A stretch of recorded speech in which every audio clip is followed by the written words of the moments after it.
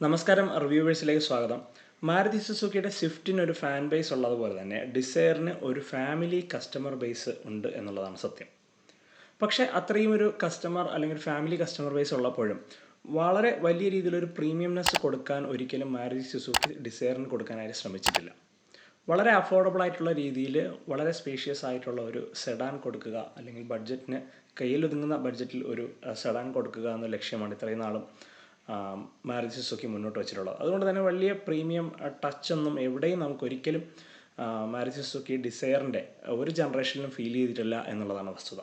പക്ഷേ 2024 എത്തി നിൽക്കുമ്പോൾ നിലവിലുള്ള ഒരു ഫാമിലി കസ്റ്റമർ ബേസ് അല്ലെങ്കിൽ അത് കൂടാതെ പലപ്പോഴും ഇന്ത്യയിലുള്ള ജനങ്ങൾക്ക് കുറച്ചും കൂടി ഒരു പ്രീമിയം ഫീലിലേക്ക് അവരുടെ ഒരു കാറുകളുടെ ഒരു പ്രയോറിറ്റി മാറിയിട്ടുണ്ട് എന്ന് മനസ്സിലാക്കിയിട്ടാവണം മാരുതി സുസുക്കിയും അവരുടെ ഡിസയറിന് കുറച്ചും കൂടി ഒരു ബെറ്റർ ഫിനിഷും അതേപോലെ തന്നെ ഒരു ബെറ്റർ ഡിസൈനും ഒക്കെ കൊണ്ടുവരാനായിട്ട് ശ്രമിച്ചിട്ടുണ്ട്. അതിൻ്റെ ഫലമായിട്ടാണ് 2024 പുതിയൊരു മാരുതി സുസുക്കി ഡിസയർ വിപണിയിലെത്തുന്നത്. 2024 ഏറ്റവും പുതിയ ഡിസയർ വിപണിയിലെത്തുമ്പോൾ നമുക്ക് അതിൽ ഏറ്റവും പ്രകടമായിട്ട് നിൽക്കുന്നത് എക്സ്റ്റീരിയർ സ്റ്റൈലിംഗ് തന്നെയാണ്. 90% നമ്മുടെ നിലവിലുള്ള ഡിസയറുമായിട്ട് യാതൊരുവിധ സാമ്യവും ഇല്ലാത്ത രീതിയിൽ ഒരു ജർമ്മൻ സ്റ്റൈലിംഗ് ഒക്കെ കൊടുത്തിട്ടുള്ള, അല്ലെങ്കിൽ ആ ജർമ്മൻ സ്റ്റൈൽ നമുക്ക് ഫീൽ ചെയ്യുന്ന രീതിയിലുള്ള ഒരു പുതിയ ഡിസയറാണ് കൊണ്ടുവന്നിട്ടുള്ളത്. ഒരു ഔഡി ഫിനിഷോട് കൂടിയ ഹെഡ് ലാമ്പ് യൂണിറ്റും ഫ്രണ്ട് ഡിസൈനും എന്ന് നമുക്ക് എടുത്ത് പറയാൻ പറ്റും. നിലവിലുള്ള ഡിസയറിൽ നമുക്കറിയാം വളരെ വലിയൊരു ഹെഡ് ലാമ്പ് യൂണിറ്റാണ് ഉണ്ടായിരുന്നത്, ഹാലജൻ യൂണിറ്റ്സ് ഒക്കെ കൊടുത്തിട്ട്. പക്ഷേ അതിൽ നിന്നെല്ലാം മാറി വളരെ സ്ലീക്കായിട്ടുള്ള DRLs എല്ലാം ഇൻ്റഗ്രേറ്റ് ചെയ്തിട്ടുള്ള ഒരു ബ്ലാക്ക് ഔട്ട് ചെയ്തിട്ടുള്ള സറൗണ്ടിങ്സ് എല്ലാം ബ്ലാക്ക് ഔട്ട് ചെയ്തിട്ടുള്ള ഒരു ഹെഡ് ലാമ്പ് യൂണിറ്റ് നമുക്ക് മുന്നിൽ കാണാൻ പറ്റും. ഒരു ഓഡി ഫിനിഷ് ഉണ്ട് എന്ന് തന്നെ നമുക്ക് ഉറപ്പിച്ച് പറയാൻ പറ്റുന്ന തരത്തിലാണ് അതിൻ്റെ ഒരു ഡിസൈൻ. വളരെ ഫ്ലാറ്റ് ആയിട്ടുള്ള ഒരു ഹൂഡ് നൽകിയിട്ടുണ്ട്. അതേപോലെ തന്നെ പ്രീവിയസ് ജനറേഷനേക്കാളും കുറച്ചും കൂടി വലിയൊരു ഹെക്സോണൽ ഗ്രില്ല് കാണാം. അതിൽ ഹൊറിസോണ്ടൽ സ്ലാറ്റ്സ് ആണ് വരുന്നത്. അതിൽ ടോപ്പ് സ്ലാറ്റിൽ ഒരു പിയാനോ ബ്ലാക്ക് ഫിനിഷും ഒരു ക്രോം സ്ട്രിപ്പും ഒക്കെ നൽകിയിട്ടുണ്ട്. സൈഡ് പ്രൊഫൈലിലേക്ക് വരുമ്പോൾ നിലവിലുള്ള ആ ഒരു ഡിസൈനിൻ്റെ അതേ DNA തന്നെയാണെങ്കിലും കുറച്ചും കൂടി ഒരു സ്റ്റൈലിംഗ് ഫിനിഷ് കൊണ്ടുവന്നിട്ടുണ്ട് എന്നാണ് നമുക്ക് മനസ്സിലാക്കുന്നത്. റിയറിലേക്ക് വരുമ്പോൾ ഒരു സ്ക്വയറിഷ് ടെയിൽ ലാമ്പ് ഡിസൈൻ, ഒരു 3D ട്രിനിറ്റി LED എലമെൻറ്റ്സ് എല്ലാം ഉൾപ്പെടുത്തിയിട്ടുള്ള ഒരു സ്ക്വയറിഷ് ടെയിൽ ലാമ്പ് യൂണിറ്റ് കാണാൻ പറ്റും. അതേപോലെ തന്നെ ബമ്പർ യൂണിറ്റും എല്ലാം നിലവിലുള്ള ഡിസൈനോട് ചെറിയ രീതിയിൽ സാമ്യം തോന്നുന്ന തരത്തിലാണ് സെറ്റ് ചെയ്തിട്ടുള്ളത്. ഷാർക്ക് ഫിൻ ആൻറ്റിനയും LED ടെയിൽ ലൈറ്റ്സും എല്ലാം സ്റ്റാൻഡേർഡ് ആയിട്ടാണ് ഈ ഒരു മോഡലിൽ വരുന്നത്. പുതിയ ജനറേഷൻ ഡിസൈറിന് 3995 mm നീളവും 1735 mm വീതിയും 1525 mm ഉയരവുമാണുള്ളത്. 2450 mm ആണ് വീൽ ബേസ് എന്ന് പറയുന്നത്. 163 mm ഗ്രൗണ്ട് ക്ലിയറൻസ് ആണ് പുതിയ ഡിസൈറിനുള്ളത്. നിലവിലുള്ള ഡിസൈറിനേക്കാൾ 10 mm ഹൈറ്റ് മാത്രമാണ് ഇൻക്രീസ് ചെയ്തിട്ടുള്ളത്. നിലവിലുള്ള ഒരു സ്വിഫ്റ്റിൻ്റെ എക്സ്റ്റൻഡ് ഡിസൈർ വെർഷനാണ് നമ്മൾ പ്രതീക്ഷിച്ചിരുന്നതെങ്കിലും നിലവിലുള്ള സ്വിഫ്റ്റുമായിട്ട് യാതൊരുവിധ ഡിസൈൻ ബന്ധവും ഇല്ലാത്ത രീതിയിലാണ് പുതിയ ഡിസൈർ കൊണ്ടുവന്നിട്ടുണ്ട് എന്നുള്ളത് പുതിയ ഒരു സെക്ഷൻ ഓഫ് കസ്റ്റമേഴ്സിനെ നമുക്ക് അട്രാക്ട് ചെയ്യാൻ സാധിക്കും എന്നാണ് വിലയിരുത്തൽ. ഇന്റീരിയറിലേക്ക് വരുമ്പോൾ അപ്ഹോൾസ്റ്ററി ബേജ് നിറത്തിലും dashboard dark brown, faux wood, silver finish എന്നിവയും നൽകിയിട്ടുണ്ട്. കോമ്പാക്ട് സെഡാൻ സെഗ്മെന്റിൽ ആദ്യമായിട്ട് ഒരു സിംഗിൾ പെയിൻ സൺറൂഫ് വരുന്ന വാഹനവും ഡിസൈർ ആയിരിക്കും. 9-inch smart play pro plus infotainment system, start stop push button, wireless phone charger, Arkamys tuned sound system എന്നിവ നൽകിയിട്ടുണ്ട്.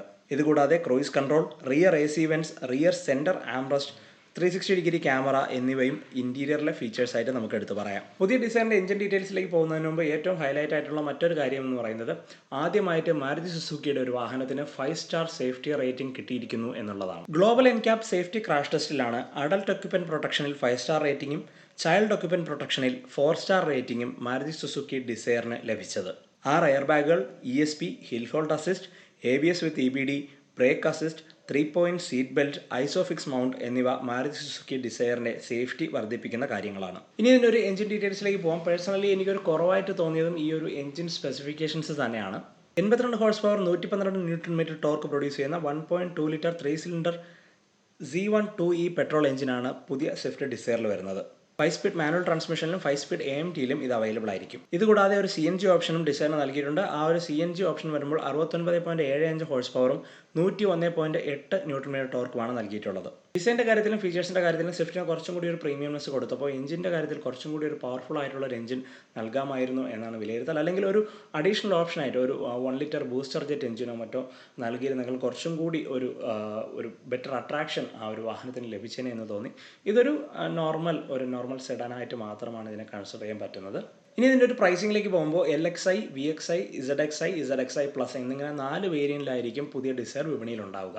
ഇതിൽ LXi variant petrol manual transmission മാത്രമായിരിക്കും ലഭിക്കുന്നത്. 6.79 ലക്ഷം രൂപയാണ് വില. എന്നാൽ VXi വേരിയന്റ് മാനുവൽ ട്രാൻസ്മിഷനിലും ഓട്ടോമാറ്റിക് ട്രാൻസ്മിഷനിലും അവൈലബിൾ ആണ്. മാനുവൽ വേരിയന്റിന് 7.79 ലക്ഷം രൂപയും ഓട്ടോമാറ്റിക്കിന് 8.24 ലക്ഷം രൂപയുമാണ്. ഇതുകൂടാതെ ഈ ഒരു VXi വേരിയന്റിൽ CNG ഓപ്ഷനും അവൈലബിൾ ആണ്. 8.74 ലക്ഷം രൂപയാണ് CNG വേരിയന്റിന്റെ വില. ZXi വേരിയന്റിലോട്ട് വരുമ്പോൾ മാനുവൽ ട്രാൻസ്മിഷന് 8.89 ലക്ഷം രൂപയും ഓട്ടോമാറ്റിക് ട്രാൻസ്മിഷന് 9.34 ലക്ഷം രൂപയും CNG വേരിയന്റിന് 9.84 ലക്ഷം രൂപയുമാണ് വില. ZXi പ്ലസ് വേരിയന്റിലേക്ക് വരുമ്പോൾ 9.69 ലക്ഷം രൂപയാണ് മാനുവൽ ട്രാൻസ്മിഷന്, ഓട്ടോമാറ്റിക് ട്രാൻസ്മിഷന് 10.14 ലക്ഷം രൂപയാണ്. ZXi പ്ലസിൽ CNG ഓപ്ഷൻ ഉണ്ടായിരിക്കില്ല. ഇതുകൂടാതെ മാസം 18,248 രൂപ വിലയുള്ള സബ്സ്ക്രിപ്ഷൻ പാക്കേജിലും ഡിസയർ അവൈലബിൾ ആയിരിക്കും. ആദ്യമായി 5 സ്റ്റാർ സേഫ്റ്റി റേറ്റിംഗ് കിട്ടിയ ഈ ഒരു മാരുതി സുസുക്കി ഡിസയറിന്റെ ഒരു ഫ്യൂൽ എഫിഷ്യൻസി കൂടി നമുക്ക് ചെക്ക് ചെയ്ത് പോവാം. പുതിയ മാരുതി സുസുക്കി ഡിസയറിന്റെ മാനുവൽ ട്രാൻസ്മിഷന് 24.79 km/ലിറ്ററും ഓട്ടോമാറ്റിക് ട്രാൻസ്മിഷന് 25.71 km/ലിറ്ററും ഫ്യൂൽ എഫിഷ്യൻസി ലഭിക്കും എന്നാണ് കമ്പനി ക്ലെയിം ചെയ്യുന്നത്.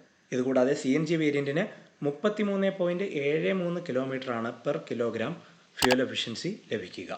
മാരുതി സുസുക്കിയുടെ ഒരു പുതിയ പ്രോഡക്റ്റ് ലോഞ്ച് കൂടാതെ ആദ്യമായിട്ട് അവർക്കൊരു 5 സ്റ്റാർ സേഫ്റ്റി റേറ്റിംഗ് ലഭിക്കുമ്പോൾ ടാറ്റ ഉൾപ്പെടെയുള്ള മറ്റ് ബ്രാൻഡുകൾക്കാണ് ഇനി കൂടുതൽ നെഞ്ചിടിപ്പ് കൂടുക എന്നുള്ളതാണ് വാസ്തവം. കാരണം പലപ്പോഴും മാരുതി സുസുക്കിയുടെ ഫ്യൂൽ എഫിഷ്യൻസി എന്ന ആ ഒരു മൈൽ സ്റ്റോൺ അല്ലെങ്കിൽ ആ ഒരു ചെക്ക് പോയിന്റിനെ പലപ്പോഴും കവർ ചെയ്യുന്നത്, മറ്റ് ബ്രാൻഡുകൾ കവർ ചെയ്യുന്നത് ഈ സേഫ്റ്റി എന്ന ഒരു എലമെന്റ് വെച്ചിട്ടാണ്. പക്ഷേ അതിനെയും ഇപ്പോൾ മാരുതി സുസുക്കി കവർ ചെയ്തിരിക്കുന്നു എന്നാണ് നമുക്ക് ഈ നിലവിലുള്ള ഏറ്റവും പുതിയ റിപ്പോർട്ടുകൾ പറയുന്നത്. മാത്രമല്ല ഒരു സേഫ്റ്റി ഇത്രയും നാളും മനഃപൂർവ്വം കൊടുക്കാതിരുന്നതാണോ എന്ന് നമുക്ക് മാരുതിയോട് ഒരു ചോദ്യം ചോദിക്കേണ്ട ഒരു സിറ്റുവേഷനാണ് നിലവിലുള്ളത്. എന്തായാലും ഇന്ത്യയിലെ ഉൾപ്പെടെ ഭാരത് NCAP ഉൾപ്പെടെയുള്ള ക്രാഷ് ടെസ്റ്റും കാര്യങ്ങളും ഒക്കെ നിലവിൽ ഇൻട്രൊഡ്യൂസ് ചെയ്തിട്ടുണ്ട്. അതിൻ്റെയൊക്കെ ഭാഗമായിട്ടാണ് ഇന്ത്യയിലെ ഒരു വാഹനങ്ങളുടെ സേഫ്റ്റി പല കാര്യങ്ങളും മാൻഡേറ്ററി ആക്കി മാറ്റിയിട്ടുണ്ട്. അതുകൊണ്ടൊക്കെ തന്നെ ആയിരിക്കണം മാരുതിയും ഒന്ന് തിങ്ക് ചെയ്തിട്ട് പുതിയ ഒരു സേഫ്റ്റി, ഒരുപക്ഷെ ആ ഒരു സേഫ്റ്റി ക്രൈറ്റീരിയ മീറ്റ് ചെയ്തില്ലെങ്കിൽ ചിലപ്പോൾ അവർക്കൊരു പുതിയ പ്രോഡക്റ്റ് ലോഞ്ച് പോലും സാധ്യമായെന്ന് വരില്ല. അതൊക്കെ കൊണ്ടായിരിക്കണം പുതിയൊരു സേഫ്റ്റിക്ക് കൂടി ഇമ്പോർട്ടൻസ് കൊടുത്തുകൊണ്ട് ഒരു പുതിയൊരു പ്രോഡക്റ്റ് ലോഞ്ച് ചെയ്തത്. പക്ഷേ അപ്പോഴും അവരുടെ ആ ഒരു ഹൈലൈറ്റ് പോയിന്റ് ആയിട്ടുള്ള ഫ്യൂൽ എഫിഷ്യൻസി അവർ കീപ്പ് ചെയ്യുന്നുണ്ട് എന്നാണ് കമ്പനി ഇപ്പോൾ അവകാശപ്പെടുന്നത്. എന്തായാലും ഇതൊരു പുതിയ തുടക്കം തന്നെയാണ് മാരുതിക്കുള്ളത്. 2 ദിവസം മുന്നെയാണ്, ഇല്ലെങ്കിൽ ഈ ഒരു ലോഞ്ചിനൊക്കെ മുന്നെയാണ് പുതിയൊരു വിറ്റാര ലോഞ്ച് ചെയ്തിട്ടുള്ളത്. അവരുടെ ആദ്യത്തെ EV. ഒരുപക്ഷെ അതിനും ഈ ഒരു 5 സ്റ്റാർ സേഫ്റ്റി റേറ്റിംഗ് തന്നെ ലഭിക്കും എന്ന് തന്നെയാണ് പ്രതീക്ഷിക്കുന്നത്. ഇനിയുള്ള പുതിയ മോഡലുകൾക്കും എല്ലാം ഒരു 5 സ്റ്റാർ സേഫ്റ്റിയിലേക്കുള്ള ഒരു അപ്ഗ്രഡേഷൻ അവരുടെ എല്ലാ മോഡലുകൾക്കും പ്രതീക്ഷിച്ചുകൊണ്ട് ഈ ഒരു വീഡിയോ വൈൻഡപ്പ് ചെയ്യുകയാണ്. Stay tuned just for more videos.